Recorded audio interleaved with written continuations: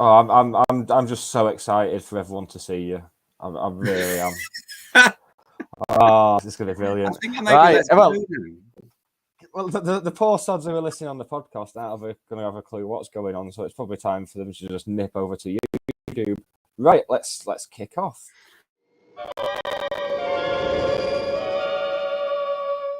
Five, 4, 3, 2, 1.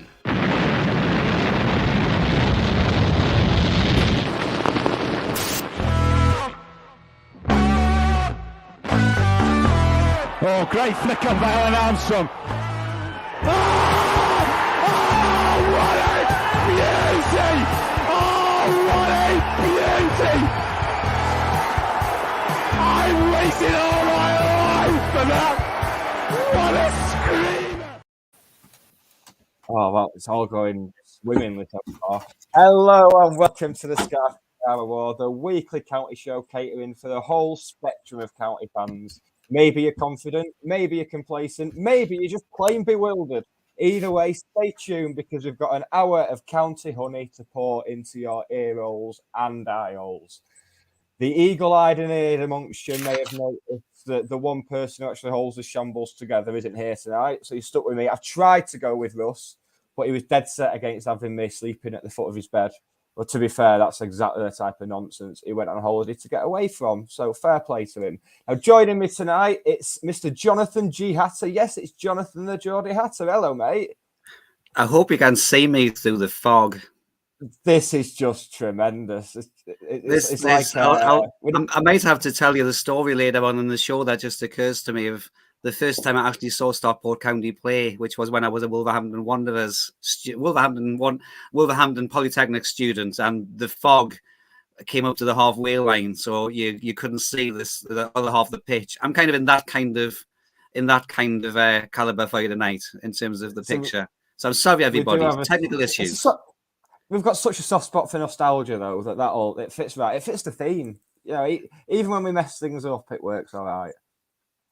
Now, in a change to the advertised programming, no, that's not Chloe Beresford over there. Really let herself go if it is. So Ben Walker has kindly stepped in. Ben, cheers for joining us, mate. No problem. Good to be back yet again, but feel free to call me Chloe if you want. Yeah, different strokes for different folks. Yeah. I'm sure you've been called a lot worse anyway, either way. Oh, yeah. Daily. Yeah. Almost hourly at this point, yeah. Right, so... Nice chilled out. Me and Ben were chatting before we went on air, and we're basically just talking our way to promotion now. That's essentially what we're doing now. There's no transfers to speculate about. It's just we'll go and win another game and chat about it. But before we kick off, talking of promotion, this week's podcast is sponsored by another Stockport team in fine form. It's video arcade machine manufacturer Arcade Wow. Their premium quality, brand new retro style arcade machines are popular in homes and businesses and come with over 15,000 games, including such classics as Space Invaders, Donkey Kong, and Pac-Man. And Jonathan's just gone right back in time there, haven't you?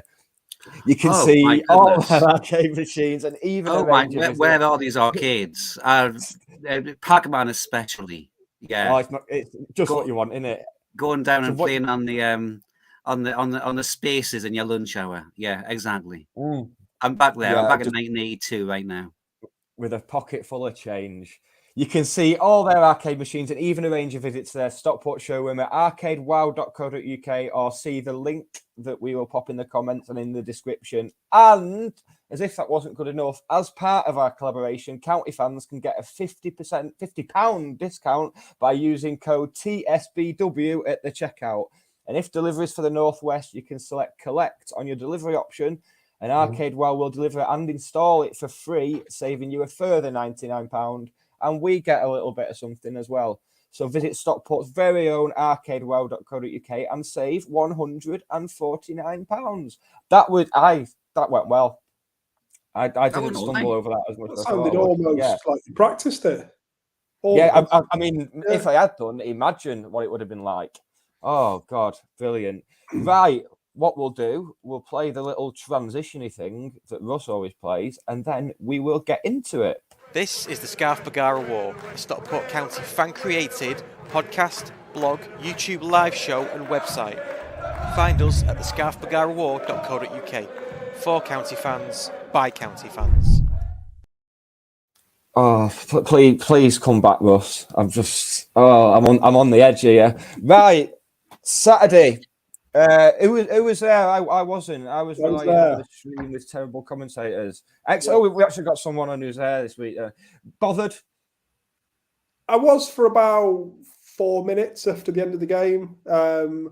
When Mullins first went in, it was a feeling that we've not had because we lost the game at that point. There was like 2 minutes to go. But we're not good. I mean, to be fair, that was an outstanding goal. If you're going to lose a game, lose to that. So you kind of knew, even though there was a couple of minutes to go, we weren't going to equalise. The second goal was irrelevant. We'd lost the game. So it was a long time since we'd felt like that. Bit strange, kind of nice to feel something else other than just kind of, as we've established a few weeks ago, just kind of complete coasting towards the title. Trophy's gone. Asked. Like I say, I was for about 5 minutes. It's gone. We're going to hopefully exit non-league having never won a non-league trophy, which I think is something quite good. Let's win the big one that we don't have the chance to defend and never darken its doorstep again. So I don't want to say good luck to Wrexham in the final, but I don't really care less who wins it. If you are watching or listening from the red side of Chester, watch the comments explode now. Yeah, bang, gone. Yeah, bang, to be fair to Wrexham, they were. I've seen a few people try to say that they were nothing special and all that. They were a good side. I wouldn't want to go there as much as I kind of say that I want the big dramatic games and all that. I wouldn't be 100% confident in us going there with having to win. I think we're capable of beating them, but they're also capable of beating us. They're the best team we've played in a long time. It was a good game. Really enjoyed it. Moment of brilliance, settled it. We had our chances to win it. So yeah, enjoyable day out, which has already been forgotten by the time we got back on the A483. How about you, Jonathan? Yeah, well, I wasn't there. Young Geordie Hatter, I'll just mention, Frankie went on his bike and was there for kickoff. Got the train back. I was watching on the stream, and I guess kind of similar to Ben. A weird feeling because we've been on such an amazing run, kind of, 0-0 all the way through. We missed the 2 gilt edge chances, one with a bit more gilt on it than the other. And then Wrexham kind of come into the game more in that second half. Maybe they have the better of that second half. But all the way through, I'm still thinking, well, of course we're going to win. Of course we are. This is what we do. We're Stockport County, so we're going to win. Even though we're not getting the better of the chances. And literally until the moment when Mullin sends that ball lofting over Hinchliffe's head and it starts to drop, and I'm thinking, we're not going to win. We're going to lose. That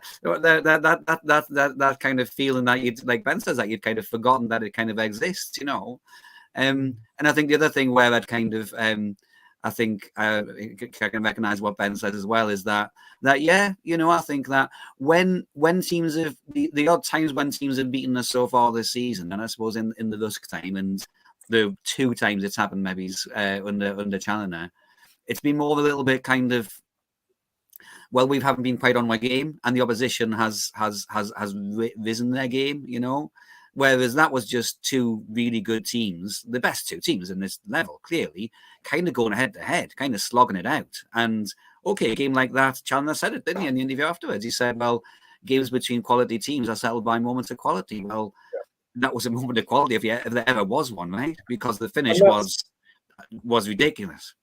Yeah, and that's it. And you look back to the other defeats that we've had this season under Steve, because there's only been 1 defeat under 2 Rotherham and Torquay. Yeah. And the manner of the defeats couldn't be more different. You think those last 2 games before Russ went, Notts County and Barnet, were some of the most pathetic, miserable performances we've seen in years. Yeah. And but there's ways of losing, and we lost on. Sorry, this cough. We lost on Saturday, and it was fair play to Wrexham, but we'd put in a proper shift. Whereas Notts County and Barnet back in October, there was hatred towards them, and there was anger in the stands, and it was quite vicious because we were so poor and half-arsed. But there was none of that on Saturday. And as Jonathan says, it was two really good teams slogging it out, and a moment of brilliance won it. And fair play to Wrexham and Mullen for doing that. Yeah, it's mad to have a semi-final where, because all the semi-finals in my life, like Euro '96, us in 96, 97, England in 2018, all these finals where we ended in heartbreak. And theoretically, this one should have been the same, but it was just like, well, we've got a title to win. And that's it. If we, there's been a lot of noise this week that suddenly we're going to blow it, and we're under pressure now. That, well, it's pretty much as it was expected to be. That we were 11 ahead. Wrexham had a game in hand. They've now won that game in hand. So it's the 8 points that everyone was expecting. That nothing's really changed. I don't think the trophy game means too much in terms of giving them an edge. Now, don't get me wrong, Wrexham are on a fantastic run. They're in better form than we are at the moment. They've won, 8 or 9 games out in a row. But they could go on to win their another 8 or 9 games. It could give them 19-game winning run, and they could still be 8 points adrift from us at the end of the season, or 5 points because we play them. So they've got a lot to do. We've got a lot to kind of throw away to finish second. The ball is still firmly in our court, despite what anybody else says. Yeah. We've got to. I guess we've got to kind of catastrophically lose our belief, stroke our form, and lose 3 games as well as the Wrexham one. I think I haven't quite done the maths, but we've got to lose a few games, and you don't quite see where those defeats are coming from. Right? No, and that's it.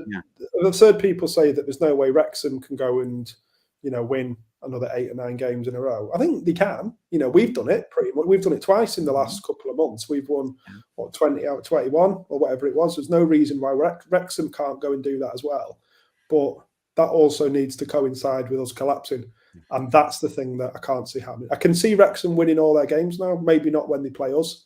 But I can't see us losing another 3 games in we've got 9 left, 8 left now. Losing a third of our games. 9 left. So we're talking about losing a third of our games. Why would a team who's gone 21 wins out of 22 suddenly go and lose 3 out of 9? Doesn't make sense. Yeah. Can't see and if it had been one of those, do it, but I don't think we will. Yeah. And if it had been one of those, because you do get unbeaten runs, and it sounds daft, but you get unbeaten runs and unbeaten runs, and you get ones where maybe a team's scraping results and maybe the performances aren't amazing, but County's performances are fantastic, aren't they? And one of the, I guess that's one of my reflections coming out of the semi-final defeat as well, which is, like you say, Nick, a semi-final defeat is supposed to break your heart because, of course, it's all about the result and it's make or break. This was a weird animal for me in that it was a semi-final where actually the performance mattered more than the result in a way, because what it told me, the 90 minutes, I guess on reflection, is, well, okay, we lost a game 1-0, you can win a game, you can lose a game, but are we at the same level as Wrexham? Are we the better team than Wrexham, actually? If we play them again, do we go there confident to actually get at least a point and maybe 3 next time out? Well, yes to all of those things, right? Because even without playing at our best in the first half, I mean, Sarcevic will never understand how he manages to put that ball over the bar from a yard out. And then Challinger's one, I'm thinking that's a goal. It's got goal written all over it. It shaves the outside of the post. So, we've gone there and we've given enough to win the game, So, and the performances dips. The league games are totally different animal because, in all likelihood, Wrexham are going to have to come at us. A draw would be, you would think a draw would be no good for them. They're going to have to win it. And we've seen what happens when teams come and attack us. If anything, we've struggled against the teams who sit there and say, right, come and get past our 10-men defence like Dover did and Weymouth and whatever. Yeah. So that would be no good for, unless there's a dramatic turnaround the next month or so. That's going to be no good for Wrexham. They're going to have to come and have a go at us. And obviously they've got a lot more to throw at us than Dover and Weymouth have, but we can cut through teams who come at us. So yeah, looking forward to that one. But I think still, I said it whenever I was on 2 or 3 weeks ago. I think we will win the title. I'm not concerned. I'm still absolutely the same. Nothing's changed since then. I think we were 11 points ahead then. Wrexham had a game in hand. We're now 8 ahead. They haven't got that game in hand anymore. So we are where we expected to be. We've not slipped up in the league. We've played another game without conceding away at Eastleigh. Nothing's changed. We're still on track. Someone said like 5 or 6 more wins, and we've won the league with a cream league. We're basically looking at, I think I have it right. Anyway, say two wins and a draw from each of those sets of 3 games will do it. And you look at our form, and we can even afford to lose. We can afford to lose a couple of games. If we get 2 wins and a draw, that's given us 7, 14, 21 points. 21. We don't need 21 points to win the league. That'd give us 100 points. I don't think, I'd be surprised if we needed 100 points to win the league. So I think, we could probably, you don't want to bank on this saying we can lose a game or whatever, but I think we can probably afford to lose 1, possibly even 2 games. I don't think we will, though. I don't think we will. Do we think Wrexham will end up on 98 points and miss out again? I hope so. Wow. Brilliant. Yeah, that just like we did Fleetwood. Yeah. You do have to. I know there's a bit of kind of, I don't know, a bit of obviously a little bit of antagonism and stuff, especially maybe on social media between the support and everything else. But they're a proper club, Wrexham, mate, as well. You know what I mean? Yeah. They're a proper club.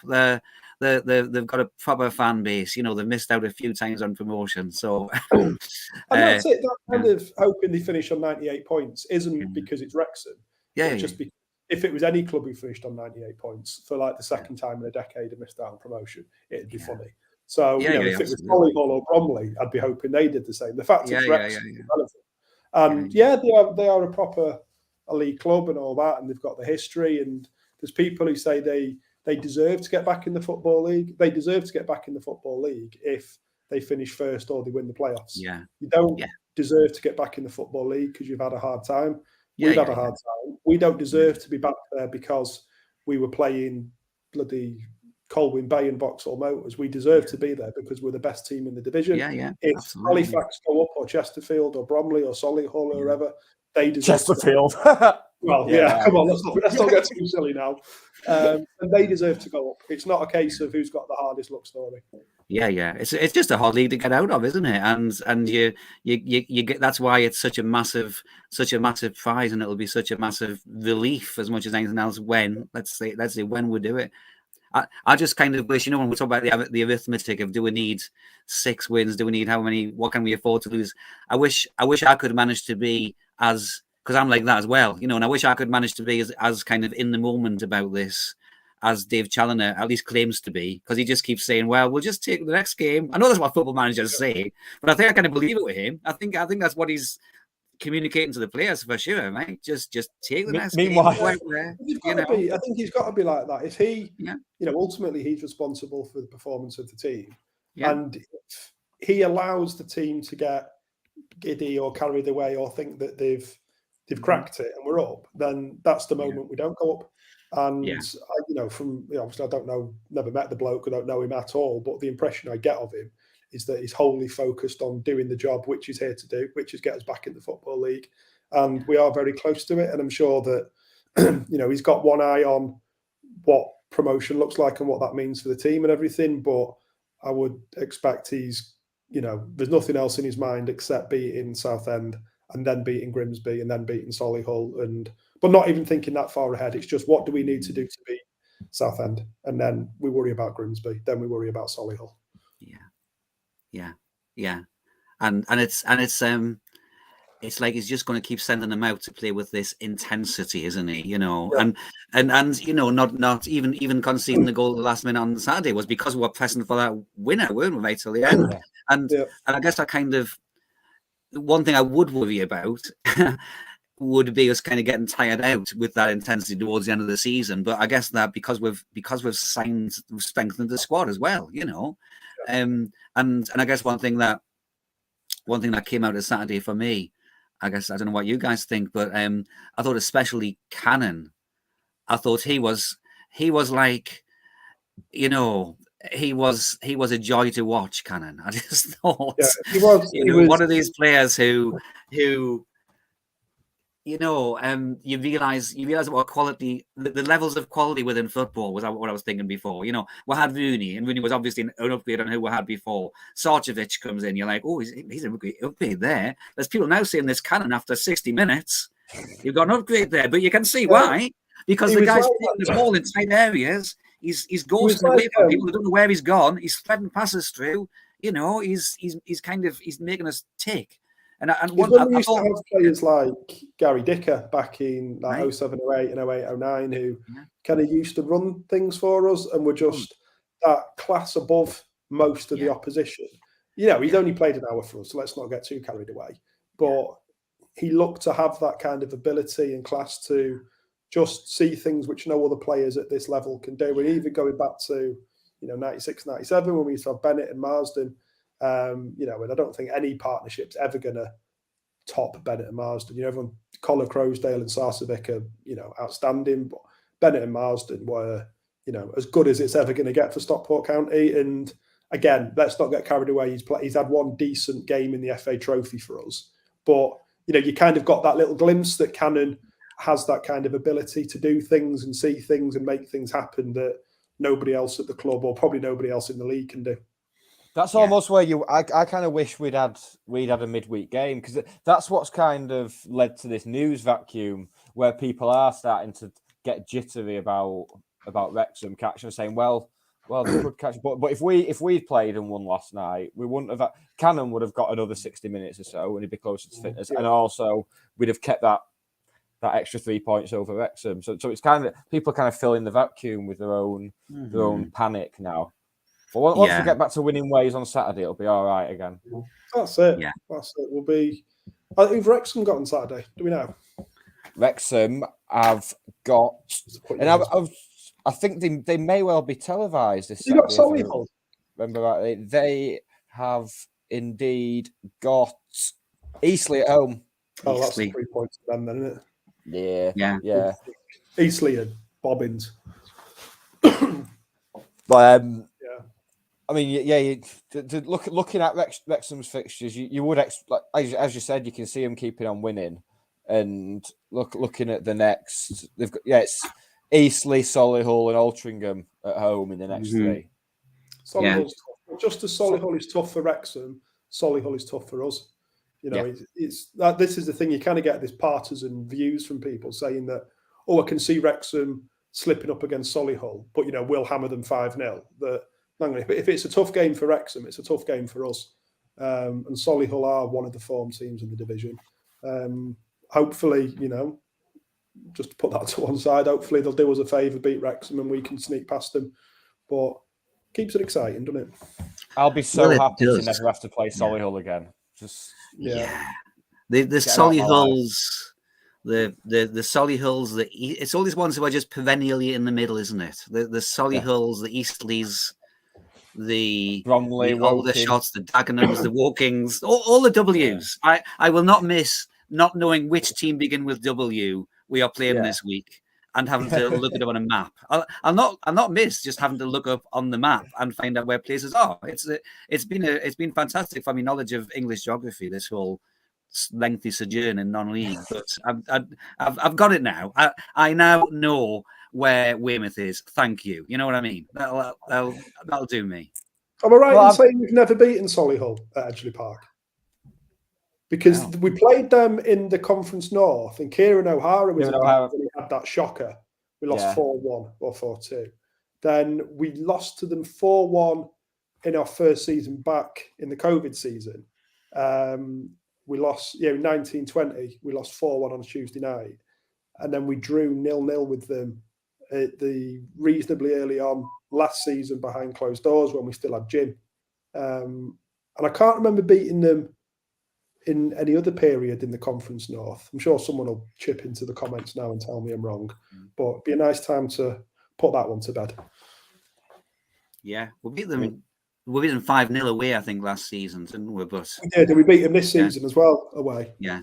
Was that the game over Christmas where Madden scores with a header? I think. Yeah, lovely looping header into the back post. Yeah. Yeah. I mean, looking at Wrexham's fixtures that we were just talking about, yeah, they're coming towards the end now with this run of, it was like it's 6 home games in a row, isn't it? So and I was looking at their form, yes, it's been fantastic, hasn't it? But it's a little bit like us, that they've got, when they get to their final few games, they start to have a few more maybe slightly trickier ones coming up. But the last few, they've got Boreham Wood and Dagenham and Redbridge, apart from us at the end. So yeah. Yeah. How long is it going to be before Boreham Wood have nothing to play for? They're getting close now, aren't they? Yeah, they're done. They're done and dusted. They're not going to trouble the playoffs, I don't think. No. And same with Chesterfield, a 4-1 hammer in at weekend against Grimsby, who have come into a better form ahead of next week. Yeah. It's Boreham Wood. It's like they were right up there. They just faded away, haven't they? I know they had the cup run, and I don't know whether they just couldn't keep up. But yeah, it's just let's be honest. It's if anything, it's a head-to-head now between us and Wrexham, right? I guess Halifax might be somewhere in there, but they drew last night, didn't they, Halifax? They did. They got held 0-0 by somebody. I was just looking at it before. They got held 0-0 at home by it'll come on now by Solihull. There you are. That's who it was. So yeah, they're out. I think they're, what are they, like 12 points behind us now, or haven't played a game more, or something like that? I think they're a point behind Wrexham, but they played a game more than Wrexham, so the same amount as us. Yeah. So yeah, you'd think they're done now. I think you're right. It's probably us and Wrexham for the title. Yeah. Which in October sounded mental. Didn't it? Yeah, both absolutely bonkers. Yeah, because they hadn't had a great start either, had they? They really kind of had to come from behind. Yeah. When we appointed Challoner, there was a lot of Wrexham fans saying, "Well, why haven't we gone for him? Why haven't we got rid of Parkinson and got Challoner in?" There was a fair bit of that. They're eating their words now. Yeah, it's like I feel like probably most county fans will spend the last kind of 20 minutes or so trying to find some reasons that we should be worried, But actually we can't really find any, can we? And it's a little bit of a disconcerting feeling when you just like conclude that no, we really don't have anything to worry about here. But then it's like, well, that's not a natural state for a football fan. So I worry that I've got nothing to worry about, basically. Do you remember last season when it was really annoying that Torquay just kept scoring last minute winners every single week? We're the annoying bastards this season. Yeah. Just keep winning. Just keep let Wrexham think they're going to catch up, and obviously there's that added thing of us playing after them as well, which it could the gap could be down by another 3 points. Like, well, for 90 minutes. Yeah. You get that little bit of pressure on this side of tea time, don't you? Puts a little bit of an extra feast on in there. Everyone's saying that that's a big disadvantage for us. It depends on your mentality. It could be, and you put added pressure on, but it could spur you on. And particularly if Wrexham drop points, and you think, if they draw or they somehow manage to lose to Eastleigh, then you think, God, what an incentive that is for the players to go out and open it back up to 11 points again.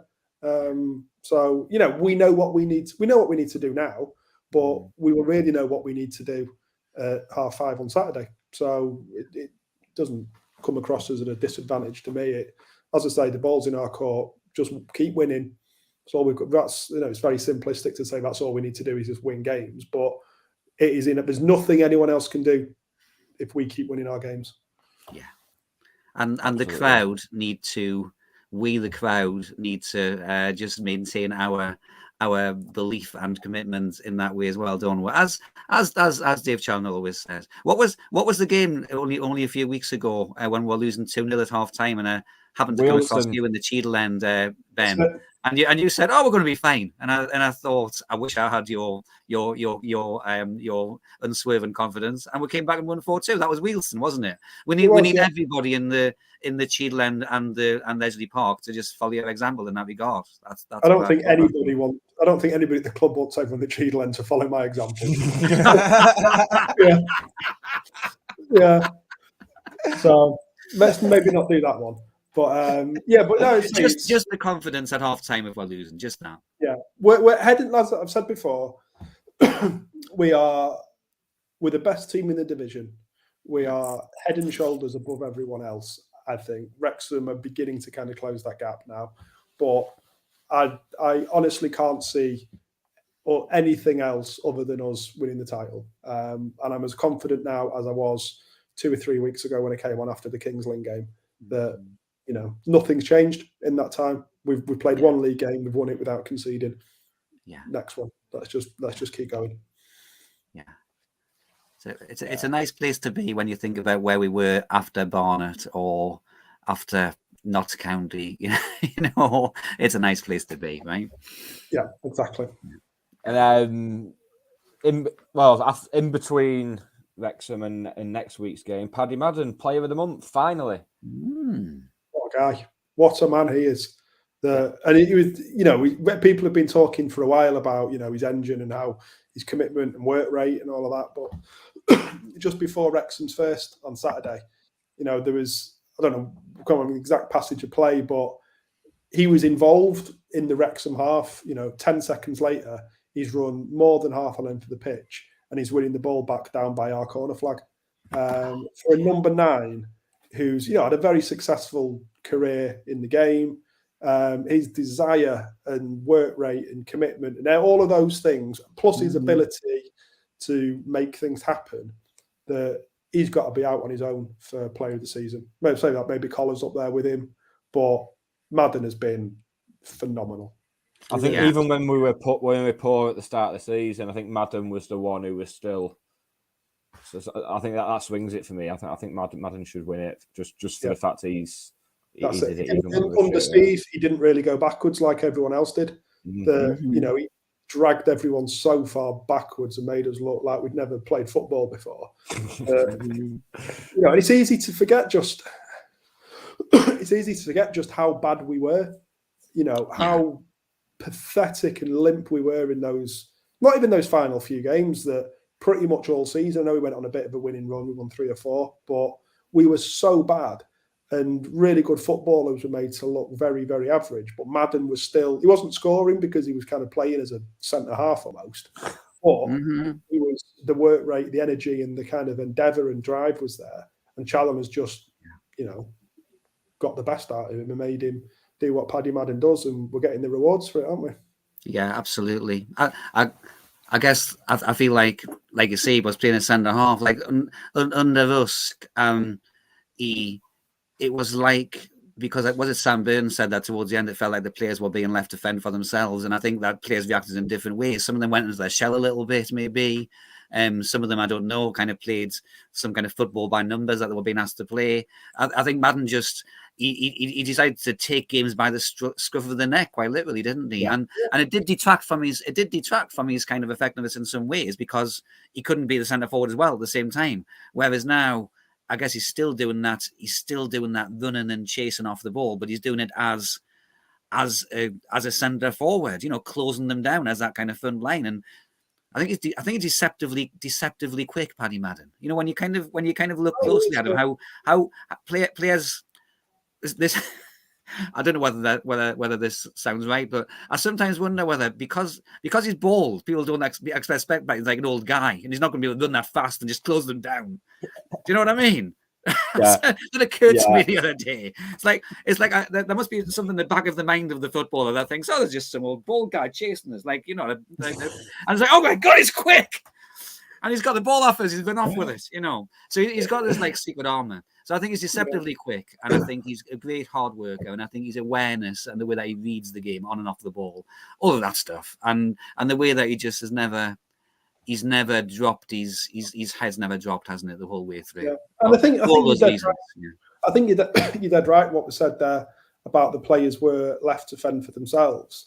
That it felt like that they were going out there with no kind of direction or plan or kind of, this is how we're going to go and beat Notts County or Barnet or Aldershot or whoever it was we were playing. And you could see that they weren't bad players. We'd seen them last season.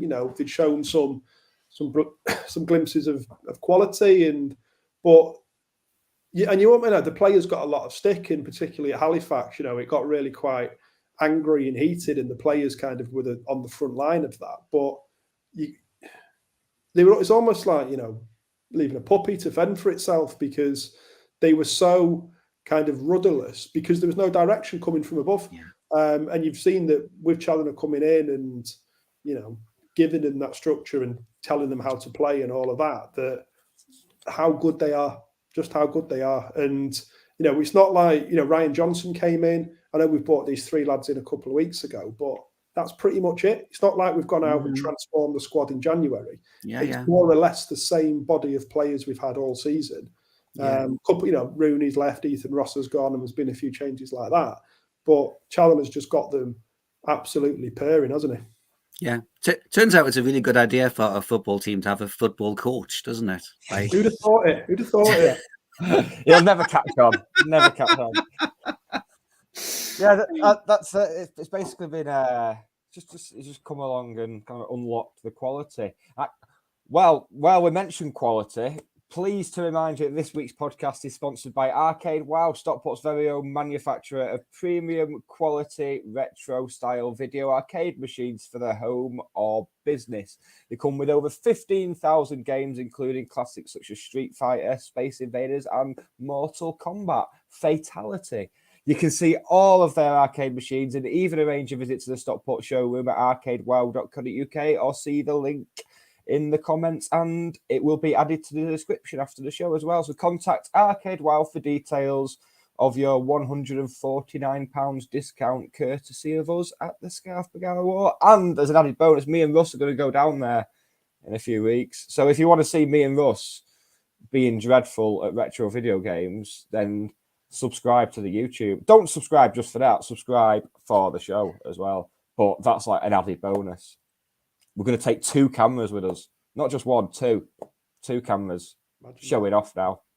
Right, I'm going to play the little clip thing once I find it, and then we'll chat about Southend. This is the Scarf Bagara War, a Stockport County fan-created podcast, blog, YouTube live show and website.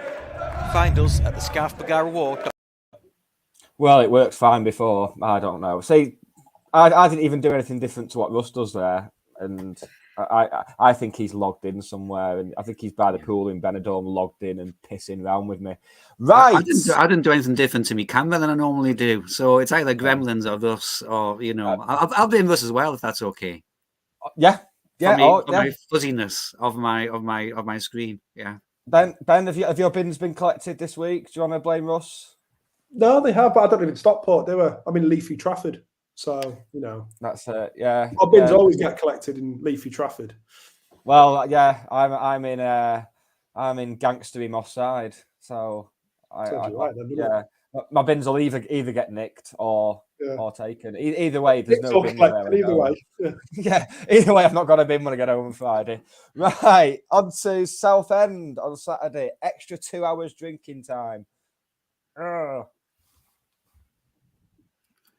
Yeah, I don't know if I can get on board with it. I don't know if I'm a fan of the late kickoff. I don't know. I prefer a late Saturday to early Sunday anyway. Yeah, I think it's like when we used to have the Friday night games, like sporadically. Sporadically, they're fine. It's a bit of a novelty having one once every 6 months or something. I would hate it to become the norm. I would hate for our regular kickoff times to be moved around. And this is the argument I always say, and people always think I'm daft, that I would hate us to become an established Premier League team. Oh, yeah. I don't want it. I want us to have a season up there, go and see it all, go into the grounds, go and get United and Arsenal, everyone at Edgeley Park, and experience it. Kind of give it a go in the same way that Blackpool did. Don't do what Blackpool did afterwards, but kind of give it a go, come down, and then bounce around the Championship and League One. To become an established Premier League team means you're getting kickoff times all over the place. You're having to buy. You have to become a member to buy tickets. Yeah. You've got £60 for an away for a home game on a Saturday on a Sunday at 12 o'clock. Yeah. And for what? What are you going to do? You're going to finish at best 16th. Yeah. There's no life. It's no life. So the occasional evening kickoff or lunchtime kickoff, novelty purposes, is all right. For it to become the norm, no, Yeah. It's Mr. amazing. Scott, invest, get us to the Premier League, and then withdraw the money for a bit and get us out of there. It's amazing. Out of everything that we've said in like the 40 minutes that this show's been on tonight, that's the bit that's going to get clipped and posted on social media by the Wrexham fans. Yeah. Oh, look at these. Not only do they think they've won the league with 9 games to go, they also think they've won the bloody championship. Yeah, Yeah. They think they've more or less been offered a place in the Premiership, but they're turning it down. But no, I do actually completely concur with Ben. You know, one of the things that young Geordie Hatter, Frank, laughs at me about. He says, "Oh, I just want football to be like it was in 1987. I don't like anything that's changed since." You know what I mean?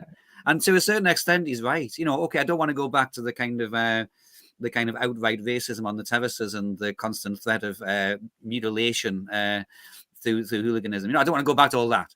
But 3:00 Saturday afternoon, that's when football should happen for me. You know, I just feel queasy about early kickoffs and late kickoffs. Just that kind of, and it's kind of what do you do with the rest of your day when you got the football at tea time? It's not a time to start anything other than your tea time. That's kind of why it's called tea time.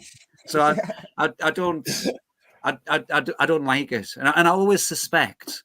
I know that the players will always say it doesn't affect them, but I do think it always seems to me that one team is affected in terms of how they go out onto the pitch, or sometimes both of them. You know, even on Saturday, you know, the lunchtime kickoff, neither team really got going, didn't they? Not in the first half. We look at we typically have, you know, our last few lunchtime kickoffs have been big games. The big Chorley title shootout in 2018-19, coming up for 2 years ago now. It's only 2 years ago that. No, 3 years ago, wasn't it? 3 years ago, yeah. Yeah, April 2019. That was moved forward to a 1:00 kickoff. Oh, the Easter Saturday game. Yeah, we lost that. Yeah. Was that an early kickoff? I think Hartlepool was an early kickoff. Was 12:00. Yeah, I had to dash back from Whitby that morning to get there. Wish I hadn't bothered. So we don't, you know, I'm sure it's not as simple as it being early kickoff equals county lose, but we haven't got a good record in early kickoffs, which bodes well for the racecourse ground in about a month's time, doesn't it? The last early kickoff I can remember us winning was Burnley 96-97. That's 25 years ago, Nick. So I know. I can't think of one between now and that's mad. Yeah. That. Someone in the comments, tell us what was the last early kickoff we won. This is the kind of thing I live for. Early kickoff, we're talking 1:00 and earlier. 12 or 1. You would never get I've said that this is a niche one. And so this is out there to be shot down. We played Bristol Rovers at home on a Sunday at 2:00 at the start of 06-07, and Glenn Murray scored twice for us, and we won that 2-1. So is there any advance on Bristol Rovers at 2:00 on a Sunday in September 2006 as the last time we won an early kickoff? This is why we got you on. Isn't it, mind? You don't get this from Russ Johnson, do you? I don't think you get it from anybody other than Ben, let's be honest. Yeah. I'm going to have to just zoom out the conversation now and. That's all right. Give us I'm gone now. I'm just watching the comments, mate. Yeah. With how are we at tea time? This is the salient question right now. I don't know how we are at tea time. I know we played at Southend at tea time early in the season, didn't we? That was BT Sport and lost 1-0. I mean, I know different times. Yeah. Oh God, we won 1-0. Laboured to a 1-0 win, didn't we? We did. It was a win 1-0, which I guess why I'm thinking it was a defeat is because I remember how kind of disconsolate most people were afterwards. Yeah. I remember on Yellow Board, it was like, well, that was rubbish, you know. Yeah. If you win 1-0, just relegated team, it still felt like a defeat, didn't it?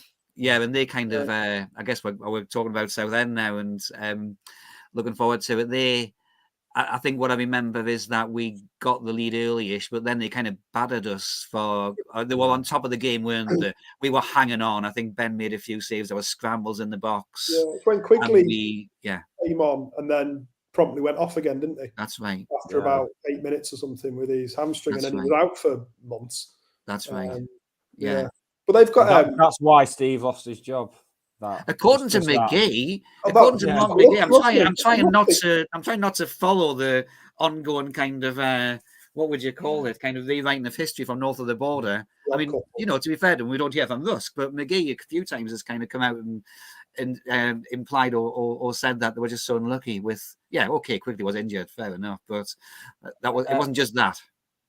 Philip Oh, there we Lawley go. says There's in a the nice comments comment. we beat Aldershot and Dagenham on TV recently. Yes, Actually, it's we're me. actually on about just general early kickoffs for police advice. It doesn't If necessarily anything, have they to were be late today. kickoffs. They were late They were kickoffs. the late were ones. after 3 o'clock. late They were the other way. Yeah. Other go back, rewind 20 time. past 5, that. Yeah. Yeah, We're not after TV games. We're after games that kicked off earlier than Yeah. 3 p.m. that we've Yeah. If we could rewind time, I'd go back to those early 2 or 3 years of the Premier League. You were saying about when it was like a bit more innocent and stuff like that. Yeah, that's the perfect like balancing point before it went properly mental. that's right. Like, those early years where you'd watch an international tournament and then the player would rock up at like West Ham 2 months later. Absolutely, and it was just really thrilling, wasn't it? That you were getting the kind of the overseas superstars coming in. Yeah, it was. You're right. That was the those halcyon early days of Innocent the Time, Premier League. the Spice Girls, Oasis and Blur, New Labour. Oh, what a time! What a time! Ben's just dead now. He's still thinking. Honestly, I can feel the gears grinding in my head because there must be an early kickoff since September 2006 where we've won. This has completely ruined the podcast. I apologise to anyone. But I can't even think of how many early kickoffs have been. There was Leeds over Christmas in 08. Consecutive seasons, 08, 09 and 09-10. Fell on the same day of the year, 28th of December both times. What? I thought it was around Christmas. Yeah, excellent. Yeah. Excellent. We lost 3-1 and 4-2. Yes, I was on. Fabian Delph scored a world, didn't he? And Malcolm Christie made a comeback for like one game, didn't he? Malcolm Christie. That was the full-on Leeds banter era. That was brilliant. Just throw it out there. First one in the comments wins our appreciation. Who was the county player who scored in both home games against Leeds? First one to answer gets a shout out. Excellent. Oh, this is going to be good. John, what can we expect then? You're the research man for Southend. You've been trawling message boards. I have. I've been trolling message boards. It's like, I guess it's because maybe I've got this habit from when I do me show that I kind of did an encyclopedic look into the opposition, don't I? But no, I did. I looked into the message boards. Would you like to know what the Southend fans are saying on the message boards? How are they feeling? How are they up to? That's my piece of paper.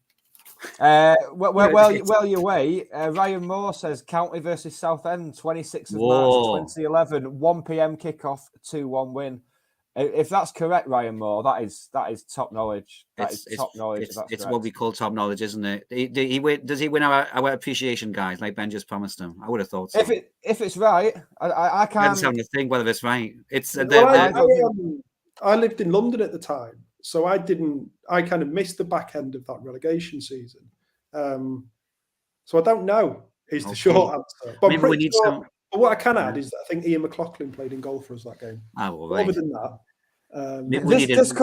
this could all be just an elaborate. I'm convinced that when Robin Richards was on, he mentioned a player called Dave Smith, late 90s, and I'm still. I've got 2 of his shirts. He scored on the opening day. No, you haven't. You're in on it with Robin. I know you're in on it. Me and Robin shared the same birthday as well, just to kind of thicken the plot. Yeah. Oh, here we go. Greg Tansey and Danny Rowe scored a lot. Oh, there you go. Okay, I think I'm believing it now. It was before my county time, but I'm believing it. I don't think there's one since then. Yeah. Would you like to hear what the Southend fans are saying? I've found it now. Yes. So they have an if anybody's interested, it's kind of their equivalent of Yellow Board. It's the fans forum for the discerning Southend United fan, I would say, and it's called shrimperzone.com. So the choice of their post-match thread comments. I'll just read a few out. The wheels have fallen off the bus. The bubble has burst. Are you sure you're not on the Chesterfield one? It was blue, but this is Shrimpers. Yeah. There are 4 or 5 players. There's only 4 or 5 players in this squad who should be in the squad next year. They're already on their holidays. Next week could be painful. There's a sample for you. There's a few more which are more about kind of individual players and performances, but the general feeling is actually one comment which maybe sums everything up that they're saying is there was a guy who came on and he said, "Here's the season, our season in summary. It's like 3/3. Rubbish, brilliant, rubbish." Because that's what they've had. They started off poorly, didn't they? They were way off the pace. They were even looking at possibly a relegation. Yeah. And then I think it coincided with a change of manager. They got a guy called Kevin Maher, who was like a legend on the pitch for them. That's coincided with them having this brilliant middle of the season where, you know, their form was ridiculous. It was, I think they went 10 without defeat during January and February. You know, so that was a brilliant bit. And then they've started to, you know, they've lost 5 of the last 8, and according to their fans, at least on shrimperzone.com, kind of losing them limply, kind of, you know, going down without a fight a little bit. So they're feeling despondent. They're feeling like it's just petering away this season, you know, and they're not looking forward to tea time on Saturday. They're generally not. They've got big Sam Dolby up front, haven't they? They've got Sam Dolby up front, and they've got ineffective. You know, and like Harry Cardwell with him last season, wasn't it? Yeah. Just another forgettable loan signing. They've got Sam Dolby up front, and because I picked up they were talking about some guy called Dolby in their board. So yeah, it is Sam, and actually he's been something of a hit for them. He's scored. I think he's their top scorer. He's got 9 goals so far in the season. Whereas Cardwell. I don't know whether he's been there as long, and he has had an injury. He wasn't playing last Saturday, but he's got a couple of goals so far, so not so many. But the other thing to note about Dolby last week, who we might remember, Sam Dolby, he played a few games towards the end of last season, but like you say, Ben, he was a bit ineffectual, a bit lightweight as a centre forward. They got a penalty last week. They were 2-0 down against Notts County at the time. They ended up losing 3-0. They get a penalty and they're in the game. And to be fair, from the highlights, the crowd are behind them. They had 6,000 in, and they believe they're in the game at this point. They can get back by scoring the penalty. And Dolby steps up and he just kind of, it's one of these, what they're saying on the message board is, stop. Why did he try a fancy Premier League style penalty, you know, kind of shuffling up to it and trying to side foot it? He should have just put his foot to it because the goalkeeper just put his hat on it. You know, it's just an easy save. So yeah, Dolby has been good for them, but he might come out feeling a little bit bruised from that. But he might come out feeling he's got something to prove next week and against his former club and all guns blazing kind of thing. That's Sam Dolby. Harry Cardwell, formerly of this parish, is with them as well. Harry Cardwell as well, yeah. A couple of them. Yeah. It would appear that they, again with the new manager coming in, they've got a few players like on loan, like short-term signings or loans as well. And I think the feeling is a little bit that maybe, look, they're safe now. They're building for next season, so their proper signings will come afterwards. So I suppose it's one of those where obviously no football manager will ever say, when they get asked, is it a good time to play this opposition, which I think Challoner wasn't it? He said, oh, it's, you know, never a good time or a bad time to play the opposition. Listen, it's a good time to play Southend. You know, I would have thought because they're on poor form, they've got nothing to play for, and the natives are restless. Of course, I'll say that, and the Dolby will come and score a hat trick. You know. He won't. Yeah, very. I can't see them travelling in big numbers either. You know, especially with it being on telly, nothing really to play for. So yeah, everything's in store for a comfortable home win. Let's just hope it's as simple as that. I know you like your Jeopardy, Ben, but Saturday night I'm having a couple of drinks. I like an easy one. I think we're going to have it in spades over Easter weekend with Grimsby and Solihull. Obviously, I want us to win, but if we can sneak 2 nasty, horrible 1-0 wins over Easter weekend, that's what it's all about. Yeah, I think that I'm going to be sorely disappointed if I'm expecting, a thriller on Saturday. It's difficult to, if this was Wrexham playing Southend, you'd be like, yeah, home win all over it. So we shouldn't think any different for us. Absolutely. But and some selection headaches now as well, because obviously Francis Angol should hopefully be close to playing. We've got Duffus coming back to fitness. Obviously, does Cannon come in? Who does Cannon come in for? It's what a problem to have. I think you've got to play. Yeah, if Cannon comes in, and you made a very strong case to come in on Saturday, then I think you can't drop Sarcevic. He's got to play. So then it's one of Collar and Crowsdale. Collar looks knackered, but of the two, I'd probably have Collar over Crowsdale. But then, Challoner will know them better than we do about what's more suitable, who's better to play against Southend. I don't know if I'd go mad. People talk about Quigley's not scored for a while, and he hasn't, but we were much poorer without him on Saturday. He's a nuisance, and he had a couple of decent chances early on, which he didn't really trouble the keeper with. He then had one brilliant moment, and the keeper made a really good save with his feet.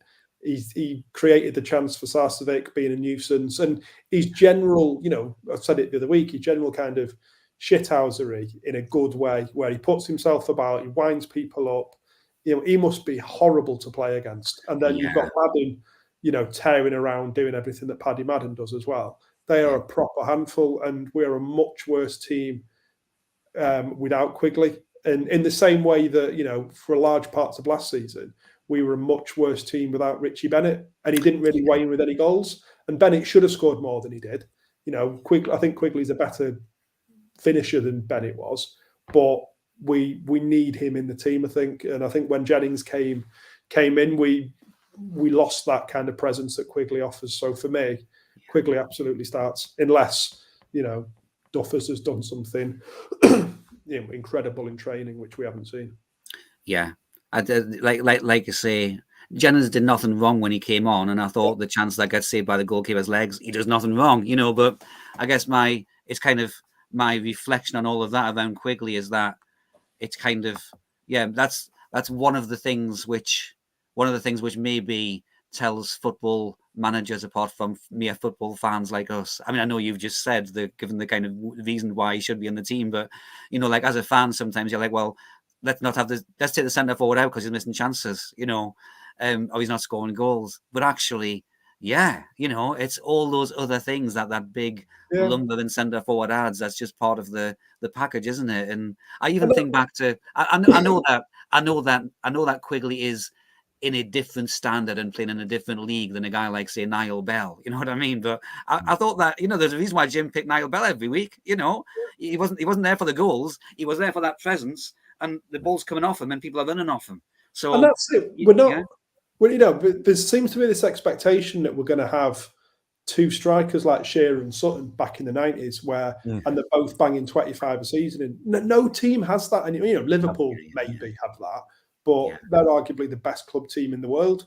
So other than that, there's not many clubs, certainly not at National League level, who have two strikers who consistently score every week. They tend to have a Paddy Madden who might get 50, who's on course for 20, 25 this season. And they'll have someone who might chip in with 8 or 10, and Quigley probably could do with chipping in with a few more. He's probably a little bit behind where he wants to be, but the contribution he makes to the team is far beyond goals. For me, he's in the team. He's in the team. I agree with that. I think it's one of the things that it occurs to me now that that I wish hadn't changed since like 1987 or 1978. Every team should play 4-4-2. They should have one big beanpole forward, beanpole centre forward who's 6'4", and one little guy 5'7". The little guy needs to be Scottish, by the way, and jingy, and he scores more of the goals with little dinked finishes. But the big guy also scores 20 goals a season. That's necessary. And that's gone from the game, and I think it's a loss to the game generally. I'll just put that out there. But the game's changed in respect of the role of that big centre forward. He's not. The goals are coming from around the team more, and your big centre forward is more around that link up. And just while I'm on my high horse, one more thing to kind of does my head in. Like you see these comments that, oh, such and such a player needs 5 chances to score. Oh yeah, yeah, he does, because of course he does. he's a non-league footballer. Yeah. How many footballers in the Premier League score every chance they have? Yeah. Again, you might, Aguero, possibly, Harry Kane, maybe. The elite world's best footballers might do that. Non-league footballers are not going to score every chance you give them. Probably Championship footballers and League One footballers need 3 or 4 goals to score. So this thing that someone needs 4 or 5 chances to score a goal. If you get 1 in 5 of every shot, 20% conversion rate. I'm not. Absolutely. I've seen you say it on Yellow Board, Ben, when people have made that comment, and I mean, it's kind of, and also the criticism is made selectively for me. It gets said about Alex Reid, who, look, I'm not going to sit here and say Alex Reid should be in the team every week, but people say he needs a chance. He needs 4 chances. He needs 5 chances. Well, how many does Madden need? If these guys were scoring with every chance they get, it would be every game would be like Wrexham against Dover. They'd all finish 6-5. Every season you'd have a guy like Dixie Dean, top scorer with 60 goals, and that was just ordinary. So that's it. But and if Paddy Madden scored every chance he had, he wouldn't be playing non-league football. I mean, he'd be a Championship or Premier League player with all the other attributes he's got. And that's not to say he's a poor finisher, because he's not, because, he's, like I said, he's on course for 20-odd goals this season. But this fallacy that, we kind of expect football players or strikers at this level to be scoring every chance that they get. Well, apart from anything else, you wouldn't bother picking a goalkeeper, would you? You'd just go with 11 outfield players. Yeah, we've done that before. Once a guy's got a chance, he's got to score. Yeah. So, just to that question I posed earlier about who's the county player who scored against Leeds in both home games. Did you know who it is without looking at the comments? I don't know, and I've not seen it in the comments either. Is it there? Yeah, someone got it right. Classic Stockport County on Twitter. John got it. It was Johnny Mullin. Johnny Mullins. With an S. Johnny Mullins. Yes. He opened before after 3 minutes in the first game against Leeds at Edgeley Park. David Wright is also top cameraman, producer, director of the Stockport County shirt collection. Yes, videos. Correct. Big hello to him. That kind of moves us on nicely to the admin section before we wrap up. But first, Jonathan, score prediction for Saturday. Oh my goodness, I wasn't expecting. Because people care what we think. Asked for Saturday. I'm going to say, I don't know why I'm saying this, but I'm going to say 2-1 County. How about you, Ben? 2-0 County, no drama. Yes, I'm going 2-0. Yeah. One early on and 1 second half. That'll do me. Excellent. Right. Well, that just admin first. Oh, it was going so well without Russ, and then just at the final hurdle, I'm on my arse. Probably. I've done my bets for the national on Saturday, so that's a good little omen. Right, it's been a whirlwind. If we've learned one thing, it's probably that Russ Johnson's bloody good, isn't he? He's like Quigley, he just quietly puts things together. You know what I mean? And if he's not here, it's like the wheels start to come off. Nick, I think you've done fantastic, by the way. I know you're pressing all the buttons over there in the background. Very nice of you to say. I think when Russ gets back from his holiday, I'm going to meet him at the airport and stick a blue plaque on the fucker. Russ Johnson, UNESCO World Heritage. Right. So, admin, I am hosting the Bagara Gin event at Our Ladies tomorrow night. There's still a few tickets on Eventbrite. So, they're on Twitter, on our Twitter, on the Co-op Twitter, and on mine as well. Jonathan, anything to plug? Well, if people know the away day show, which is usually on when County are away, hopefully it'll be on the next away game, which, if I'm right, the next Saturday away game is Yeovil. It is the weekend of my birthday, so if I'm away, something else might happen. So I would say my Twitter is on the screen there, so please just watch out for my Twitter and see when the next show is. You should just do it pissed. That's what I do. Exactly. Oh, I've done Friday nights before, haven't I? Friday night is county night. So all things being equal, we'll have a Yeovil show. I certainly don't like. I never like to miss one, and there's not many left till the end of the season. So yeah, hopefully we'll be out there again. Excellent. Ben, anything to plug? Anything to plug, you know me. Yeah, Twitter @County Shirts. Follow me for all manner of Stockport County shirt nerdery / noncery. StockportCountyShirts.co.uk if you wish to purchase any classic county shirts. Yeah, thank you for having me again. Fifth time now. Fifth time. Okay. So I'm sure that's probably everyone's had their fill of me now, haven't they? Yeah, we'll have you out in another 3 weeks or something. Yeah. And just to say, Jamie's just put in the comments, and I'm just taking over from you, Nick. So yes, you are correct. I was just getting to that. Go on, do it. No, it's your gig, mate. You do it. I'll mute myself. He's gone. It's me and you now, Jonathan. We're back. There he is. Back. Nicky now. Press the wrong button. The wheels are coming off. Yeah, I tell you what. As Jamie rightly says in the comments, it's Danny Bagara Day at Edgeley Park on Saturday. Yes. The co-op, I believe, are collecting money to raise money for the statue. Last time we checked, I think it was just under 20k. There's a 50k target to hit. So if you haven't contributed yet, get contributing, because if anyone deserves a statue at Edgeley Park, it's Danny Bagara. And if you haven't contributed, frankly, you've got no excuse. You will get a free flag, apparently, which is quite exciting. And apparently there's a bit of a push to wear old county shirts. And if you are looking for an old county yes! I'll tell you go what. to countyshirts.co.uk, put your orders in, and I will happily deliver to you on the day of the game. Can't say fairer than that. Look at that. No. Oh, that is done like a professional there, Ben. Tell you what.